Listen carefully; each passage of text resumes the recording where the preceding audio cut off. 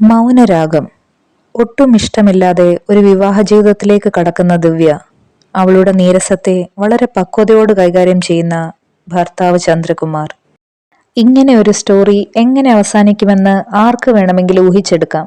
അങ്ങനെയെങ്കിൽ മൗനരാഗത്തെ വ്യത്യസ്തമായ രീതിയിൽ മനോഹരമാക്കിയത് മനോഹർ എന്ന കഥാപാത്രവും ആ രംഗങ്ങളിൽ ഒഴുകിയെത്തുന്ന ഇളയരാജയുടെ സംഗീതവുമാണ്. ഇന്നത്തെ നിരൂപകർക്ക് ഇത് ചിലപ്പോൾ സ്റ്റോക്കിംഗ് ആയി തോന്നുമെങ്കിലും എന്നെപ്പോലെ അല്പം പഴഞ്ചൻ ചിന്താഗതിയും സിനിമയെ അതിൻ്റെതായ രീതിയിൽ ആസ്വദിക്കുന്നവർക്കും ഇത് വളരെ സ്വാഭാവികമായ നിഷ്കളങ്കമായ പ്രണയ നിമിഷങ്ങളായേ തോന്നൂ.